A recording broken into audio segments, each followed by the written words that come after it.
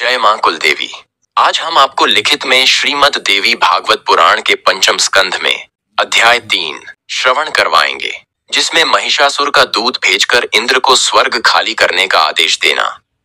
दूत द्वारा इंद्र का युद्ध हेतु आमंत्रण प्राप्त कर महिषासुर का दानव वीरों को युद्ध के लिए सुसज्जित होने का आदेश करने का वर्णन किया गया है। तो आइए श्रोताओं, हम कथा श्रवण करने से पहले चैनल को सब्सक्राइब करके वीडियो को पूरा देखें।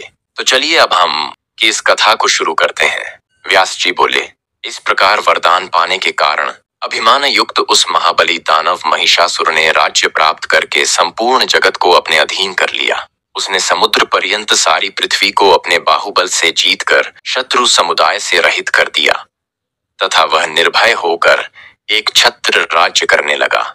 उसका सेनाध्यक्ष चिक्षुर महापराक्रमी एवं मदमत्त था। ताम्र उसका कोषाध्यक्ष था, जिसके पास 10,000 सैनिक थे।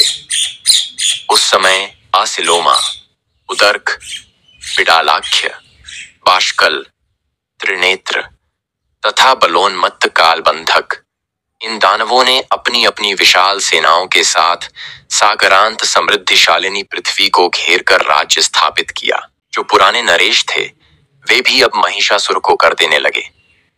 उनमें भी जो स्वाभिमानी थे और क्षात्र धर्मानुसार जिन्होंने उसका सामना किया, वे मार डाले गए।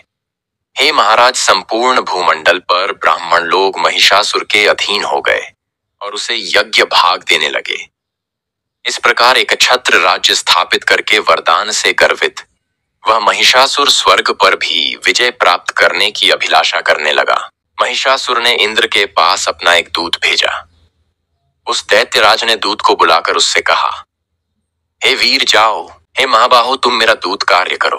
हे अनघ, तुम निडर होकर स्वर्ग में देवताओं के पास जाकर वहां इंद्र से कहो, हे सहस्राक्ष, तुम स्वर्ग छोड़ दो और अपनी इच्छा के अनुसार जहां चाहो शीघ्र चले जाओ।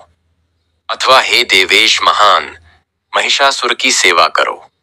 यदि तुम राजा महिषासुर की शरणागति स्वीकार कर लो तो वे तुम्हारी रक्षा अवश्य करेंगे। अतएव हे इंद्र, तुम महिषासुर की शरण में चले जाओ। अन्यथा हे बलसूदन, युद्ध के लिए शीघ्र ही अपना वज्र उठा लो। हमारे पूर्वजों ने तुम्हें पराजित किया है, अतएव हम तुम्हारा पुरुषार्थ जानते हैं। अहल्या के साथ अनाचार करने वाले तथा देव समुदाय के अधिपति हे इंद्र, मैं तुम्हारे बल से भलीभांति परिचित हूं।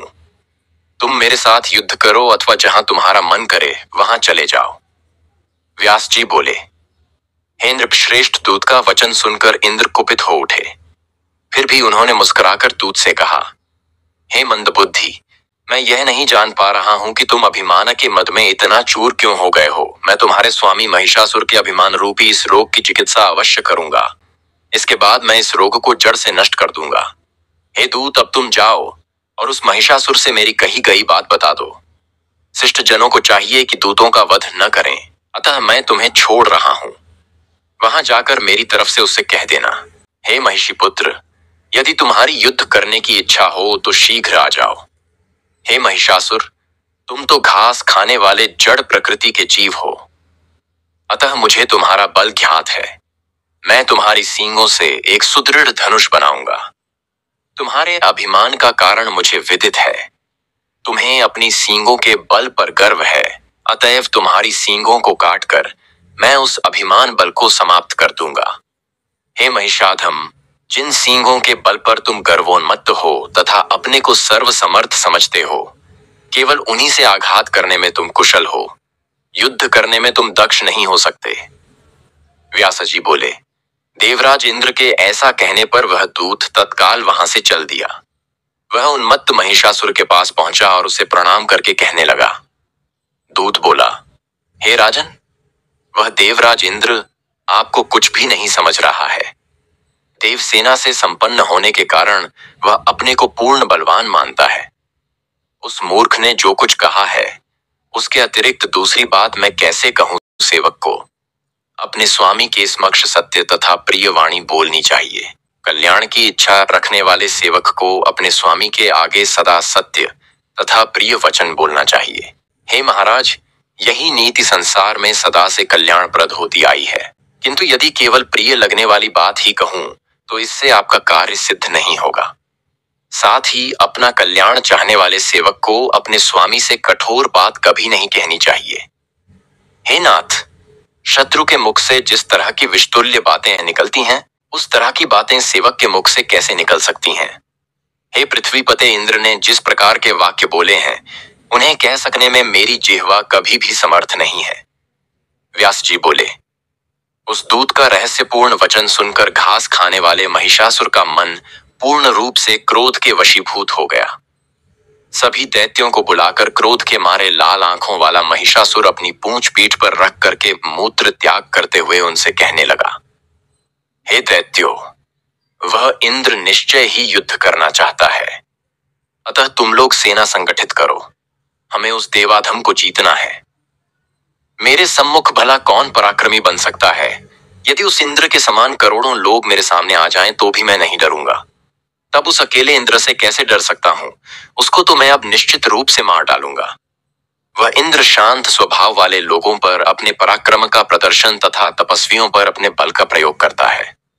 वह मायावी, व्यभिचारी तथा दूसरे की स्त्री का हरण करने वाला है। वह दुष्ट अपनी अप्सराओं के बलबूते दूसरों की तपस्या में विघ्न डालता है। शत्रु की कमजोरी देखकर अवसरवादिता का लाभ उठाकर उस पर प्रहार करता है। वह सदा से पापकृत्यों में रत रहने वाला तथा घोर विश्वासघात करने वाला है। भय के मारे उस छली इंद्र ने पहले विश्वास प्रदर्शन के लिए अनेक प्रकार की शपथें खाकर नमुचि नामक दैत्य से संधि स्थापित की, किंतु बाद में उस दुष्टात्मा ने छलपूर्वक नमुचि को मार डाला। विष्णु तो कपट का आचार्य, मायावी झूठी प्रतिज्ञाएं करने में बड़ा ही कुशल, बहुरूपिया सैन्य बल का संचय करने वाला तथा महान पाखंडी है। उसी ने सूकर का रूप धारण कर हिरण्याक्ष का वध कर डाला और नृसिंह का रूप धारण कर हिरण्यकशिपु का संहार किया। अतएव हे दनु के वंशजों, मैं उसका वशवर्ती कभी भी नहीं होऊंगा और देवताओं का कहीं भी कदापि विश्वास नहीं करूंगा। विष्णु तथा इंद्र ये दोनों मेरा क्या कर लेंगे? यहाँ तक कि उनसे भी अधिक शक्तिशाली रुद्र भी युद्ध भूमि में मेरा प्रतिकार कर पाने में समर्थ नहीं है। इंद्र, अग्नि, चंद्रमा तथा सूर्य को जीतकर मैं स्वर्ग पर अधिकार कर लूंगा। अब हम लोग यज्ञ का भाग प्राप्त करेंगे तथा सोमरस का पान करने वाले होंगे। मैं देव समुदाय को जीतकर दानवों के साथ विहार करूंगा। हे दानवों, वरदान के कारण मुझे देवताओं का भय नहीं है।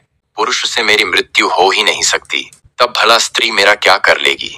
हे गुप्तचरों, पाताल में तथा पर्वतों पर रहने वाले बड़े बड़े दानव वीरों को तत्काल यहाँ बुलाकर उन्हें मेरी सेनाओं का अध्यक्ष बना दो। हे दानवों, मैं तो अकेला ही समस्त देवताओं को जीतने में समर्थ हूँ। फिर भी शोभा बढ़ाने की दृष्टि से आप सबको भी बुलाकर देवताओं के साथ होने वाले संग्राम में ले चलूंगा। मैं अपनी सींगों तथा खुरों से देवताओं को निश्चित रूप से मार डालूंगा। वरदान के प्रभाव से मुझे देवताओं से भय नहीं है। देवता, दानव तथा मनुष्य सभी से मैं अवध्य हूं। अतः आप सब देवलोक पर विजय प्राप्त करने के लिए तैयार हो जाएं। हे दैत्यो, देवलोक को जीतकर मैं नंदन वन में विहार करूंगा। मंदार पुष्प की मालाएं धारण करके आप लोग देवांगनाओं के साथ रहेंगे। कामधेनु के दुग्ध का सेवन करेंगे, प्रसन्नता पूर्वक अमृत पान करेंगे और देवताओं तथा गंधर्वों के गीतों तथा मनमोहक हाव भाव युक्त नृत्यों का आनंद लेंगे। उर्वशी, मेनका, रंभा, घृताची, तिलोत्तमा, प्रमद्वरा, महासेना, मिश्रकेशी, मदोत्कटा, विप्रचित्ति आदि नृत्य तथा गायन कला में अति निपुण अप्सराएं विविध प्रकार के मद्य पिलाकर आप सभी का मनोरंजन करेंगी। देवताओं के साथ युद्ध करने के लिए देवलोक के लिए प्रस्थान करना। यदि आप लोगों को उचित लगे तो आप सब उत्तम मंगलाचार संपन्न करके आज ही सिंह चलने के लिए तैयार हो जाइए। समस्त दानवों की रक्षा के लिए मुनिश्रेष्ठ शुक्राचार्य को बुलाकर उनका पूजन करके उन परम गुरु को यज्ञ कार्य में नियुक्त कीजिए। व्यास जी बोले, हे राजन, इस प्रकार दानव वीरों को आदेश देकर वह पाप बुद्धि महिषासुर प्रसन्नता के साथ शीघ्र ही अपने भवन को चला गया। नमस्कार। आज का वीडियो इतना ही। आपको यह देवी भागवत की कथा कैसी लगी, हमें कमेंट सेशन में कमेंट करके जरूर बताएं। अगर कथा अच्छी लगी हो तो अपने दोस्तों में शेयर करें। संपूर्ण देवी भागवत पुराण सुनने के लिए बने रहे हमारे YouTube चैनल प्राचीन ग्रंथ शिक्षा पर। धन्यवाद।